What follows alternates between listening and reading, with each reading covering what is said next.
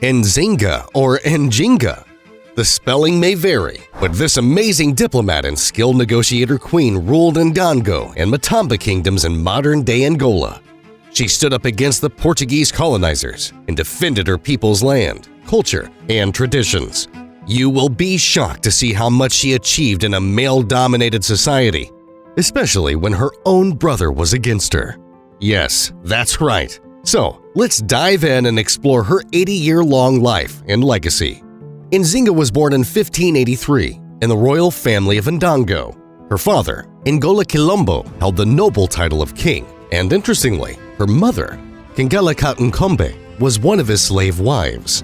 Even more interesting is that Nzinga got her name because the umbilical cord was wrapped around her neck during her birth. This unique and challenging birth was considered a sign of her future greatness. Nzinga also had two sisters, named Kumbu and Fungi, and a brother named Mbandi, who was set to inherit the throne. Just like that father-daughter bond we see in our everyday life, Nzinga was very close to her father. Although she was not in line to inherit the throne, this favoritism granted Nzinga unique opportunities and privileges. She received military training from an early age, becoming skilled in wielding the battle axe. For your information, it was the traditional weapon of the Ndongan warriors. Alongside her father, she actively participated in important governance duties, ranging from legal to war councils, showcasing her exceptional aptitude for leadership. Things turned dark in Nzinga's life when her father faced a series of conflicts with the Portuguese, whom his kingdom had been battling for years. Sadly, in 1617, he was killed by his own people. Nzinga's brother seized power, and to secure his position, he resorted to ruthless measures, such as eliminating anyone he perceived as a threat, including relatives and members of the court. Shockingly, even Nzinga's infant son fell victim to this bloodshed. Yes, Nzinga and her sisters were spared from death, but Angola Mbande had them sterilized to prevent any future contenders to his throne. Ugh, what a way to steal your sister's future. According to some sources, Nzinga faced harsh treatment due to her ongoing rivalry with her brother. Fearing for her life, Nzinga fled to the kingdom of Matamba. Meanwhile, her brother aimed to continue the war against the Portuguese, but lacked military skills. Here's where the Queen's era was about to start. Recognizing Nzinga's royal lineage and fluency in Portuguese, Mbandi asked her to lead a diplomatic mission to negotiate with the Portuguese in Luanda. Nzinga agreed with the condition that she be granted authority to negotiate in the king's name and permission to be baptized. Then, Nzinga arrived in Luanda with a large retinue, capturing the Portuguese governor's interest and compelling him to cover their expenses. Despite the Portuguese's attempt to display a subordinate status, Nzinga showcased her cultural pride by wearing traditional Ndongan clothing and, in a popular story, had her attendants serve as a chair while she engaged with the governor face-to-face. Finally, Nzinga's negotiations with the Portuguese proved successful. During her time with them, she embraced Catholicism and adopted the name Ana de Souza. Returning to her brother, she brought a treaty. But guess what? Tensions between him and the Portuguese increased as the colonizers sought to expand their influence and profit from the slave trade. In 1624, her brother's demise occurred under unclear circumstances, either by suicide or by Nzinga's hand. This event paved the way for Nzinga to assume the role of regent for her nephew, her brother's son. However, things were about to go the other way. You see, the 7-year-old nephew was the only obstacle standing in Nzinga's path to complete authority, and Nzinga was not one to let anything or anyone hinder her ambitions. Taking matters into her own hands, she devised a cunning plan. She approached Kasa, a powerful Mbangala war chief, with a marriage proposal. The marriage was not only a union of two individuals, but also a calculated move to secure her grip on power. This is because that 7-year-old kid was under the guardianship of Kasa. So, after the wedding, Nzinga orchestrated the unthinkable. She had her young nephew killed. In her eyes, it was the final act of revenge for the loss of her own son.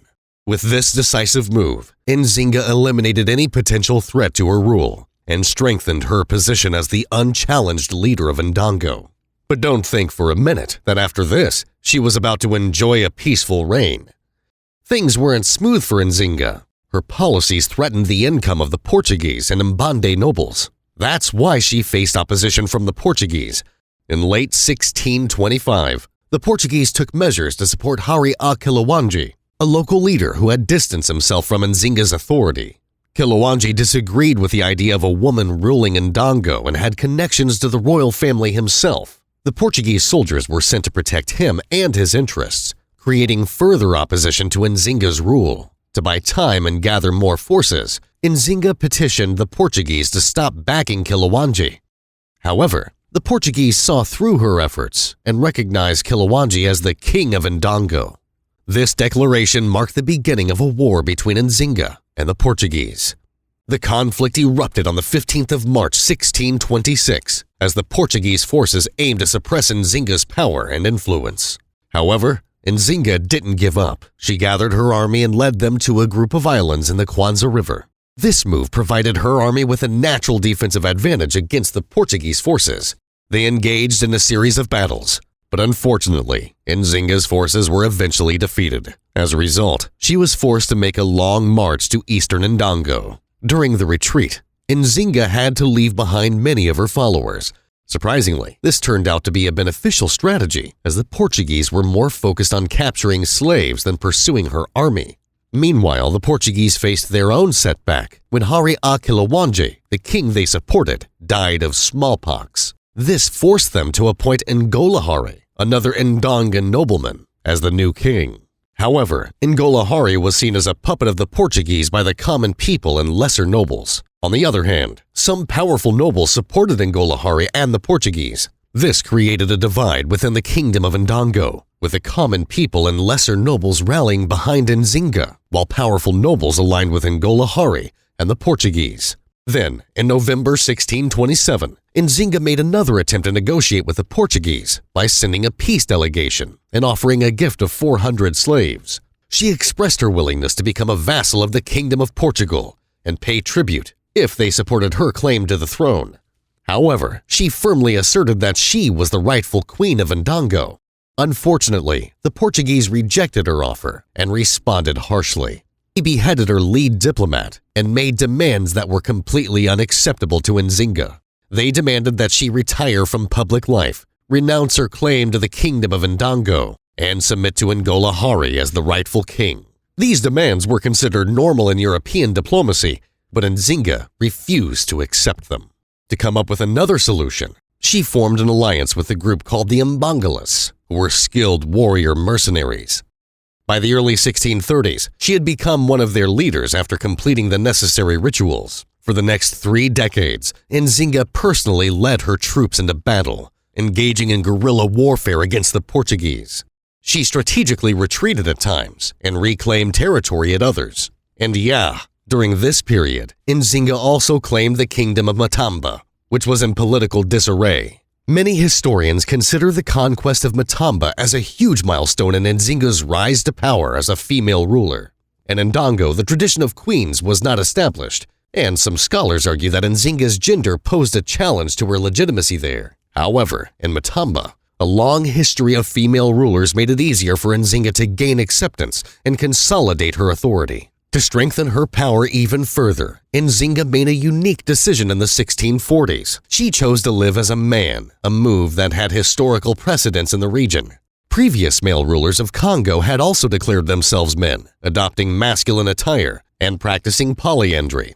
According to Portuguese sources, Nzinga's husbands were even compelled to dress as women. Now that's something you don't hear every day.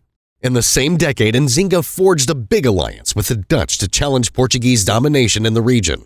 This alliance aimed to resist Portuguese control and establish Nzinga's authority. However, the Dutch eventually made a separate peace with the Portuguese, betraying the alliance with Nzinga. Still, Nzinga continued to elude Portuguese capture and fiercely resisted their efforts to subjugate her as a vassal. After prolonged negotiations, Nzinga finally secured a peace treaty with the Portuguese in 1656. Under the terms of this treaty, the Portuguese acknowledged Nzinga as the ruler of Matamba, and later, in 1657, as ruler of Ndongo after the death of Angola Hari. In return, Nzinga agreed to provide military support to the Portuguese, resume trading enslaved people through their international monopoly, and reaffirm her commitment to the Catholic Church. As a symbol of her renewed dedication, Nzinga ensured that all children born under her rule would be baptized. She even welcomed Capuchin missionaries into her court, emphasizing her reconversion to Catholicism. Nzinga's efforts gained recognition not only from the Portuguese, but also from Pope Alexander VII, who corresponded with her personally. After years of conflict and resistance, Nzinga had finally secured her position as a powerful queen in Ndongo and Matamba. She continued to rule until her death in 1663, at the age of around 80. After her death, her chosen successor, Kambu, took the throne for a brief period. Following Kambu's death in 1666, another woman assumed the role of ruler. However, after a civil war, the throne eventually passed to one of Nzinga's courageous male generals. And let me tell you that several women later ascended to power as rulers of Matamba. The legacy of Nzinga extended far beyond her lifetime, as enslaved people from present-day Angola and their descendants spread oral traditions about her throughout Latin America. As enslaved people from present-day Angola and their descendants spread oral traditions about her throughout Latin America. During the Angolan independence movement in the 1960s and 70s, Nzinga emerged as a revered nationalist hero. Today, she is celebrated as the Mother of the Nation, revered for her indomitable spirit, strategic leadership, and commitment to her people. So, this was everything about Queen Nzinga of Ndongo and Matamba. I tried to cover everything about her in 10 minutes. Her life was definitely like a roller coaster ride, full of ups and downs.